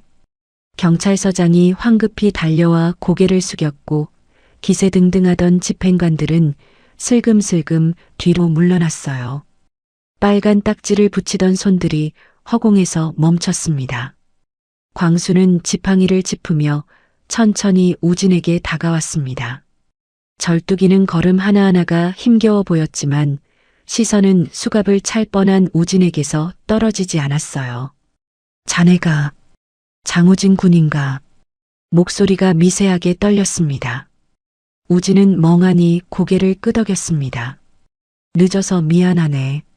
오는 길이 생각보다 너무 멀었어. 광수의 지시로 분위기가 반전되었습니다. 그의 변호인단은 하루모터스가 제출한 증거의 허점을 송곳처럼 찔러댔고 경찰에게 즉석에서 사고 차량 정밀 재검증을 요구했습니다. 대한민국 최고의 변호인단 앞에서 경찰은 거절할 명분이 없었습니다. 수많은 카메라와 경찰이 지켜보는 가운데 우진에게 기회가 주어졌습니다. 우진은 심호흡을 하고 사고 차량의 보닛을 열었어요. 수십 개의 카메라 플래시가 터졌지만 공구를 잡는 순간 우진의 손떨림이 멈췄습니다. 우진은 핀셋으로 문제의 브레이크 호스를 들어 올려 가장 밝은 조명 아래 비쳤습니다. 자세히 보십시오. 우진의 목소리가 정비소를 울렸습니다. 이건 자연적으로 다른 게 아닙니다. 호스가 낡아서 터졌다면 고무가 찢어지면서 끝부분이 너덜너덜해야 합니다. 하지만 이 단면을 보세요. 칼로 자른 것처럼 매끈해요. 기자들이 숨을 죽이고 호스 단면을 클로즈업했습니다. 우진은 돋보기를 들어 절단면의 미세한 흔적을 가리켰습니다. 그리고 여기 미세한 톱니 자국이 보이십니까? 이건 시중 철물점엔 없는 공구입니다. 프랜차이즈 정비소 본사에서만 공급하는 특수 절단기 자국이죠. 좌중이 술렁거렸습니다. 그때 아라가 태블릿 PC를 높이 들어 보이며 외쳤습니다. 하루모터스 자재과 서버에 접속했습니다. 해당 지점에 3일 전 오후 2시 이 특수 절단기가 입고된 기록이 여기 있습니다. 완벽한 증거였습니다. 지점장의 얼굴이 흑빛으로 변했어요. 그가 슬금슬금 뒷걸음질 치다 도망치려 했지만 광수의 건장한 경호원들이 거대한 벽처럼 앞을 가로막았죠. 상황이 정리된 뒤 광수가 정비소 사무실로 들어왔습니다. 지팡이를 짚고 천천히 걸음을 옮기다가 책상 위에서 멈췄어요. 어머니 강금숙의 영정사진, 그리고 그 옆에 곱게 개켜진 빨간 내복. 지팡이가 바닥으로 툭 쓰러졌습니다. 광수는 영정사진 앞에 무너지듯 무릎을 꿇었습니다. 어머니, 이제야 불효자가 왔습니다. 냉철한 회장의 가면이 벗겨지고 어머니를 잃은 아들의 통곡만이 남았습니다. 어깨가 들썩일 때마다 억눌러왔던 슬픔이 터져나왔어요. 우진이 조심스럽게 물었습니다. 왜 이제야 오셨어요? 할머니가 얼마나 기다리셨는데. 원망이 섞인 목소리였습니다. 광수가 눈물을 닦으며 머리에 흉터를 가리켰습니다. 미국에서 어머니 모셔올 프로젝트 발표를 마치고 무대에서 쓰러졌네. 뇌출혈이었지. 3개월 동안 혼수 상태였어. 의사들도 다들 포기했었다네. 기적적으로 눈을 떴을 땐 이미 계절이 바뀌고 어머니는 돌아가신 뒤였어. 그는 지갑에서 꼬깃꼬깃해진 비행기 표를 꺼냈습니다. 3개월 전 날짜가 찍혀 있는 한 번도 사용하지 못한 귀국 티켓이었습니다. 그 티켓이 그의 진심을 증명해 주었어요. 자네가 아니었다면 우리 어머니는 무연고자로 쓸쓸히 가셨겠지. 비서에게 보고받고 가슴을 쳤네. 못난 아들 대신 생판 남이 임종을 지키고 상주 노릇까지 해줬다고. 광수가 우진의 두 손을 꼭 잡았습니다. 성공한 사업가가 20살 청년에게 허리를 90도로 숙였습니다. 어떻게 하면 이 은혜를 갚을 수 있을지 상상도 못하겠다네. 정말 고마워, 우진군. 그리고 광수는 구석에 서 있는 기철에게도 다가갔습니다. 기철은 당황해서 어쩔 줄 몰라 했어요. 사장님 감사합니다. 고작 고아라는 이유로 세상이 손가락질할 때 사장님만이 제 은인인 이 청년을 걷어주셨습니다. 끝까지 지켜주셔서 정말 감사합니다. 그때 밖에서 눈치를 보던 건물주가 슬금슬금 들어왔습니다. 아이고 회장님, 오해가 있었던 모양입니다. 저는 그저 법대로. 비굴한 웃음을 흘리며 상황을 모면하려는 건물주를 보며 광수가 고개를 돌렸습니다. 눈물을 닦은 그의 눈빛이 순식간에 차갑게 변했죠. 이 건물과 땅 내가 인수하겠소. 건물주가 움찔했습니다. 광수의 비서가 서류철을 펼쳤습니다. 시세보다 조금 더 쳐주겠소. 대신 오늘 당장 계약하시오. 광수의 목소리에 압도적인 위압감이 실렸습니다. 싫다면 하루모터스와 공범으로 세무조사를 받게 해주지. 불법 퇴거 조장, 영업방해, 증거인멸방조. 우리 법무팀이 털면 먼지 정도가 아니라 건물이 통째로 날아갈 텐데. 선택하시오. 건물주의 얼굴이 파랗게 질렸습니다. 그는 아무 말도 못하고 덜덜 떨리는 손으로 계약서에 도장을 찍었어요. 정비소 앞이 조용해졌습니다. 경찰차들이 떠나고 빨간 압류 딱지들이 전부 떼어졌어요. 하루모터스 지점장은 수갑을 찬 채 고개를 숙이고 연행되었습니다. 햇살이 비스듬히 들어와 다시 평화를 찾은 정비소를 비추었어요. 우진은 영정사진 앞에 무릎 꿇고 있는 광수의 등을 바라보았어요. 할머니가 그토록 기다리던 아들이었습니다. 병상에서 아들 이름을 부르며 눈을 감으셨던 할머니가 눈에 선했어요. 미워해야 할지 이해해야 할지 알 수 없었죠. 하지만 한 가지는 확실했습니다. 할머니가 맺어준 인연이 또 하나 이어졌다는 것. 그리고 이 이야기가 아직 끝나지 않았다는 것을요. 모든 것이 마무리된 후 광수는 어머니의 납골 땅으로 향하려 했습니다. 기사에게 운전을 맡기지 않고 직접 핸들을 잡았어요. 어머니를 찾아가는 길만큼은 자신의 손으로 운전하고 싶었던 거죠. 살아계실 때 한 번도 직접 모시고 다니지 못한 불효를 이제라도 갚고 싶었습니다. 차가 정비소 앞 도로로 빠져나간 직후였습니다. 갑자기 하늘이 어두워지더니 굵은 빗줄기가 쏟아지기 시작했어요. 그리고 그 순간 조광수의 시야가 붉게 물들었습니다. 관자놀이를 송곳으로 찌르는 듯한 통증과 함께 손발이 마비되었습니다. 뇌출혈 후유증인 발작이 다시 시작된 거였습니다.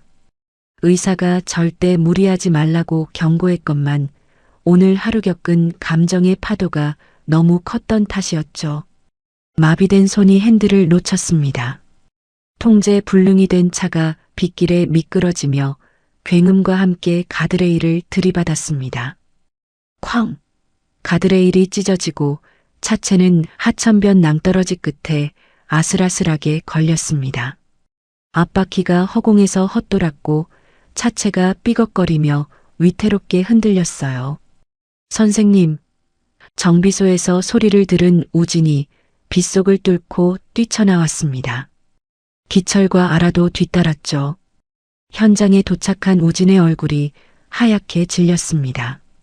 차체 밑에서 기름이 콸콸 새어나오고 있었고 찌그러진 엔진룸에선 매캐한 연기와 함께 불꽃이 튀고 있었습니다.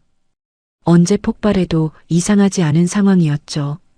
광수는 운전석에서 의식을 잃은 채 축 늘어져 있었습니다. 찌그러진 대시보드에 다리가 끼어 꼼짝도 못하는 상태였죠. 우진은 망설이지 않고 낭떠러지 쪽으로 기어 내려갔습니다. 찌그러진 문은 꿈쩍도 하지 않았어요. 우진은 깨진 창문으로 상반신을 집어넣어 광수를 끌어내려 했습니다. 유리 파편에 팔이 긁혀 피가 흘렀지만 느낄 겨를이 없었습니다. 바로 그때 차가 끼익 소리를 내며 앞으로 기울었습니다. 흑! 우진의 다리가 차체와 바위 사이에 끼어버렸어요. 고통이 온몸을 관통했습니다. 엎친 데 덮친 격으로 새어나온 기름에 불이 옮겨 붙었어요. 퍽 소리와 함께 화염이 치솟았습니다. 아버지, 오지 마세요. 차 폭발합니다. 우진이 고통 속에서 비명을 질렀습니다. 불길 속에서도 자신보다 기철의 안전을 먼저 걱정한 거였죠.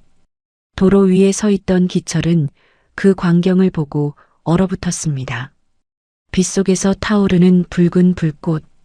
5년 전의 그날이 눈앞에서 재생되었습니다. 아내와 아들을 삼켰던 화염. 뜨거워서 손도 댈 수 없었던 차체. 그리고 귀를 찢는 폭발음. 기철의 다리가 굳어버렸습니다. 숨을 쉴 수가 없었어요. 여보, 살려줘. 아빠 무서워. 환청이 귓가를 때렸습니다. 5년 동안 그를 괴롭히던 지옥 같은 목소리였습니다. 아버지, 도망가세요. 제발 도망가세요. 우진의 절규가 다시 들렸습니다. 5년 전 자신의 아들이 마지막으로 남긴 말. 아빠, 도망가. 그 목소리와 우진의 목소리가 겹쳐졌습니다. 그 순간 기철의 눈이 번쩍 뜨였습니다. 안 돼. 이번엔 안 돼. 환청이 멈추고 현실이 돌아왔습니다. 기철은 미친 듯이 공구함으로 달려가 가장 큰 스패너 하나를 움켜쥐었습니다. 그리고 낭떠러지 아래 불길 속으로 뛰어내렸어요. 스패너를 쥔 손이 미친 듯이 떨렸습니다. 5년간 술로 망가뜨린 신경이 가장 중요한 순간에 발목을 잡았어요. 기철이 입술을 피가 나도록 깨물며 기도했습니다. 신이시여, 제발 1분만. 제발 이 빌어먹을 손 좀 멈춰주소. 다시 얻은 내 아들을 살려야 합니다. 빗물과 눈물이 뒤섞여 흘러내렸습니다. 그러자 기적처럼 거짓말처럼 손떨림이 멈췄습니다. 찌그러진 문은 열 수 없었습니다. 기철은 문을 여는 게 아니라 문짝 자체를 떼어내는 방법을 선택했어요. 30년 경력의 베테랑만이 할 수 있는 판단이었죠. 그 사이 불길이 기철의 옷소매에 옮겨 붙었습니다. 하늘에서 내리는 빗물이 얼굴을 때렸지만 눈도 깜빡이지 않았어요. 첫 번째 볼트가 풀렸습니다. 두 번째 볼트도 비명을 지르며 돌아갔어요. 으아! 마지막 볼트가 풀리는 순간 기철은 초인적인 힘으로 불타는 문짝을 통째로 뜯어내 던져버렸습니다. 기철은 먼저 의식 없는 광수를 끌어내 바위 위로 밀어 올렸습니다. 그리고 다시 불길 속으로 손을 뻗어 끼어 있는 우진의 다리를 빼냈어요. 아버지, 손 놔도 돼요. 저는 안 될 것 같아요. 헛소리 마. 같이 죽든가, 같이 살든가다. 기철이 우진을 으스러져라 껴안고 바위를 기어 올랐습니다. 세 사람이 도로 위로 올라온 직후 낭떠러지에 매달려 있던 차가 균형을 잃고 추락했습니다. 콱광! 거대한 폭발음과 함께 불기둥이 치솟았습니다. 폭발의 충격파가 세 사람의 등을 떠밀었어요. 살았다. 살았어. 기철은 엉엉 울었습니다. 5년 전 구하지 못했던 가족. 매일 밤 악몽 속에서 손을 뻗어도 닿지 않던 가족. 이번엔 구했습니다. 신이 주신 단 한 번의 기회, 그 1분의 기적을 놓치지 않았습니다. 빗속으로 구급차 사이렌 소리가 들려왔습니다. 아라가 울면서 달려왔어요. 긴장이 풀린 기철이 그제야 바닥으로 쓰러졌습니다. 우진의 시야도 흐려졌죠. 희미해지는 의식 속에서 우진은 기철의 손을 찾았습니다. 화상으로 물집이 잡히고 기름때가 껴있는 손. 자신을 구하기 위해 불길 속에 주저없이 집어넣었던 그 손. 우진은 그 손을 보물처럼 꼭 잡았어요. 세상에서 가장 거친 손이었지만 그 무엇보다 따뜻했습니다. 아버지, 고마워요. 우진은 빗소리를 자장가 삼아 깊은 잠에 빠져들었습니다. 이번만큼은 어둠이 두렵지 않았습니다. 손 안에 아버지의 온기가 느껴졌으니까요. 그것만으로 충분했어요. 병원 입원실에 3개의 침대가 나란히 놓여 있었습니다. 우진, 기철, 조강수, 세 사람 모두 붕대를 감고 있었지만 다행히 생명에는 지장이 없었어요. 기철의 손에는 화상치료 붕대가 감겨 있었고 우진의 다리에는 깁스가 채워져 있었죠. 조강수는 머리에 새로운 붕대를 감고 있었지만 눈빛은 맑아졌어요. 아라가 매일 병원을 찾아와 세 사람을 돌봤습니다. 과일을 깎아주고 붕대를 갈아주고 밤새 옆에서 지켜주었어요. 조강수가 가장 먼저 깨어났습니다. 그는 침대에서 일어나 우진과 기철 앞에 섰어요. 그리고 90도로 허리를 숙였습니다. 성공한 사업가가 기름때 묻은 정비사들에게 머리를 조아리고 있었어요. 두 분이 내 목숨을 2번 살렸습니다. 어머니 대신 효도해 주시고 불길 속에서 끌어내 주시고 평생을 갚아도 모자랄 은혜입니다. 기철이 손을 내저었어요. 됐소. 우리는 그냥 할 일을 했을 뿐이요. 퇴원 후 조강수는 어머니 강금숙 할머니의 유산과 자신의 투자금을 합쳐 우진에게 건넸습니다. 이 돈은 자네 기술을 세상을 위해 써주게. 어머니도 그걸 원하셨을 거야. 우진은 그 돈으로 정비소 리모델링 공사를 시작했어요. 낡은 간판이 내려가고 새 간판이 올라갔습니다. 장정 모터스. 우진의 성장씨와 기철의 성정씨를 따서 지은 이름이었어요. 두 사람의 인연이 담긴 이름이었죠. 정비소는 깔끔하게 변했지만 한 가지는 그대로 남겼습니다. 구석에 놓인 갓그랜저였어요. 그 차는 장정 모터스의 상징이 되었습니다. 하지만 우진은 거기서 멈추지 않았습니다. 정비소 옆 건물에 기술학교를 설립했어요. 보육원을 퇴소한 청소년들에게 무료로 정비 기술을 가르치는 곳이었죠. 자신처럼 갈 곳 없는 아이들에게 손에 기술을 쥐어주고 싶었어요. 빈손으로 세상에 내던져진 아이들이 당당하게 살아갈 수 있도록. 최아라가 재단의 실무이사를 맡아 학교 운영과 정비소 경영을 총괄했습니다. 숫자의 밝은 그녀 덕분에 재정은 탄탄하게 굴러갔어요. 하루모터스는 불법 영업과 갑질이 세상에 알려지며 폐업했습니다. 지점장은 증거 조작과 상해, 교사 혐의로 구속되었어요. 세상은 결국 정직한 쪽에 손을 들어주었죠. 기철은 알코올 중독 치료를 완전히 끝냈습니다. 더 이상 손이 떨리지 않았어요. 매일 아침 조깅을 하고 아이들과 함께 밥을 먹었습니다. 그는 기술학교의 교장 선생님이 되어 아이들을 가르쳤어요. 기술보다 인성이다. 기술이 아무리 좋아도 사람이 썩으면 소용없어. 손님을 속이면 안 돼. 정직하게 양심껏 일해야 해. 옛날 술에 절어 살던 폐인의 모습은 찾아볼 수 없었어요. 아이들은 기철을 할아버지라고 부르며 따랐습니다. 기철의 입가에는 늘 미소가 걸려 있었어요. 우진은 대한민국 정비 명장 타이틀을 획득하며 승승장구했어요. 전국에서 고치기 어려운 차들이 장정 모터스로 몰려들었습니다. 고장난 차는 있어도 버려야 할 차는 없다는 그의 신념은 변하지 않았죠. 강금숙 할머니의 기일이 되면 세 사람은 납골 땅을 찾아갔습니다. 우진은 빨간 내복을 영정 앞에 올려놓았어요. 그리고 조용히 말했습니다. 할머니, 약속 지켰어요. 장가갈 때 이거 입을게요. 할머니가 귀신 되어서라도 혼주석에 앉아주신다고 했잖아요. 기다릴게요. 조강수가 웃으며 말했어요. 어머니, 아드님은 불효했지만 손잡벌대는 녀석이 효도 다했습니다. 부디 용서해 주세요. 기철도 고개를 숙였습니다. 할머니, 제 아들 잘 키워주셔서 고맙습니다. 덕분에 저도 다시 살았습니다. 세 사람은 영정 앞에서 오래도록 웃었어요. 슬픔이 아니라 감사의 웃음이었습니다. 햇살이 납골 땅 안으로 따스하게 비쳐 들어왔어요. 5년이 흘렀습니다.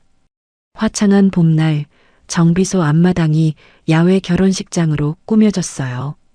하얀 천막 아래 의자들이 줄지어 놓였고 꽃 장식이 바람에 흔들렸습니다.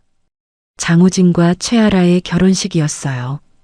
하객으로 보육원 아이들, 택시 기사들, 콩나물 트럭 할아버지, 동네 주민들이 가득 찼습니다. 기술학교 졸업생들도 정장을 차려입고 앞줄에 앉았어요. 한때 비행 청소년이었던 아이들이 이제는 당당한 정비사가 되어 스승의 결혼식을 축하하러 왔습니다. 줄에는 조강수가 맡았어요. 지팡이를 짚고 단상에 선 그의 모습에서 5년 전의 위엄보다는 따뜻함이 느껴졌습니다. 오늘 이 자리는 두 사람의 결혼식이자 가족의 완성입니다. 조강수의 목소리가 떨렸어요. 피 한 방울 섞이지 않았지만 이들은 세상에서 가장 따뜻한 가족입니다. 결혼식이 끝나고 신혼여행을 떠날 시간이 됐습니다. 하객들이 길 양옆으로 늘어섰어요. 그때 웨딩카가 모습을 드러냈습니다. 번쩍번쩍하게 닦인 구형 가크렌저였어요. 5년 전 얼어붙은 우진을 정비소로 데려왔던 그 차. 기철의 아내와 아들이 마지막으로 탔던 그 차. 우진이 밤마다 몰래 고쳤던 그 차. 이제는 새 출발을 축복하는 웨딩카가 되었습니다. 본닛 위에는 하얀 꽃 장식이 달려 있었고 범퍼에는 행복하세요라고 적힌 리본이 묶여 있었어요. 운전석에는 흰 장갑을 낀 기철이 앉아 있었습니다. 양복을 차려입은 그의 얼굴에 주름이 깊어졌지만 눈빛은 청년처럼 빛났어요. 내 아들 장가가는 길 아버지가 직접 모셔야지. 기철이 껄껄 웃었습니다. 우진은 턱시도를 입은 채 기철 앞에 무릎을 꿇었어요. 그리고 큰 절을 올렸습니다. 아버지, 잘 키워주셔서 감사합니다. 덕분에 여기까지 왔습니다. 기철의 눈가가 촉촉해졌어요. 아무 말도 하지 못하고 고개만 끄덕였습니다. 5년 전 길바닥에서 주워온 청년이 이렇게 훌륭하게 자라 결혼까지 하다니. 아내와 아들을 잃고 세상이 끝난 줄 알았는데 신이 새로운 가족을 보내주셨어요. 아라도 함께 절을 올렸어요. 시아버님, 안전 운전 부탁드려요. 과속하시면 안 됩니다. 이것 봐라, 벌써 시어머니야? 하객들이 웃음을 터뜨렸어요. 박수와 환호 속에 우진과 아라가 가끄렌저 뒷좌석에 올라탔습니다. 기철이 시동을 걸었어요. 부드럽고 묵직한 엔진 소리가 울렸습니다. 5년 전 새벽 처음 시동이 걸렸던 그날의 소리와 똑같았어요. 가끄렌저가 힘차게 출발했습니다. 하객들이 손을 흔들며 환호했어요. 차 안에서 기철은 백미러로 뒷좌석을 보았습니다. 우진이 아라의 손을 잡고 환하게 웃고 있었어요. 아라의 웨딩드레스가 햇살에 반짝였습니다. 기철의 눈가에 눈물이 맺혔어요. 아내와 아들을 잃고 5년을 술로 보냈던 자신에게 신이 새로운 가족을 보내주신 거라고 생각했습니다. 라디오에서 옛날 노래가 흘러나왔습니다. 아내가 좋아했던 노래였어요. 이 노래를 들으면 늘 가슴이 아팠는데 오늘은 달랐습니다. 기철이 작게 흥얼거렸어요. 우진이 조용히 앞좌석으로 손을 뻗어 기철의 어깨에 올렸어요. 말하지 않아도 통하는 부자의 마음이었습니다. 차는 쭉 뻗은 도로를 시원하게 달렸습니다. 하늘에는 구름 한 점 없었어요. 따스한 햇살이 차 안으로 쏟아졌습니다. 마치 강금숙 할머니와 기철의 아내와 아들이 하늘에서 웃어주는 것 같았어요. 우진은 창밖을 바라보며 생각했습니다. 고물차 한 대가 내 인생을 바꿨다. 아니, 그 차를 고치며 만난 사람들이 내 인생을 구했다. 보육원에서 나와갈 곳 없던 20살의 자신이 떠올랐어요. 1,000만 원 모아 할머니 병원비로 쓰고 빚에 쫓기고 영하 10도의 밤에 정비소 앞에서 쓰러졌던 그날. 기철이 등을 두드리며 밥은 줄 테니까 라고 했던 그 목소리. 그 한마디가 모든 것의 시작이었어요. 이제 우리는 멈추지 않는다. 낡고 고장 나도 고쳐 쓰고 닦아 쓰면 다시 달릴 수 있다는 걸 아니까. 사람도 마찬가지다. 망가지고 부서져도 누군가 손을 내밀어주면 다시 일어설 수 있다. 우진은 아라의 손을 꼭 잡았어요. 아라가 환하게 웃었습니다. 가끄렌저가 도로 끝으로 사라져갔습니다. 꽃 장식이 바람에 흔들렸고 배기관에서 하얀 연기가 피어올랐어요. 도로 양옆으로 벚꽃이 흩날렸습니다. 차는 멈추지 않았습니다. 앞으로 앞으로 새로운 길을 향해 어디서든 다시 시작할 수 있다는 희망을 싣고 고물차도 사람도 마찬가지였어요. 손을 내밀어주면 다시 달릴 수 있으니까요. 오늘 이야기를 끝까지 들어주셔서 감사합니다. 어디에서 이야기를 듣고 계신지 댓글로 남겨주시면 반드시 답장 드리겠습니다. 구독, 좋아요 부탁드립니다. 햇살 같은 이야기였습니다.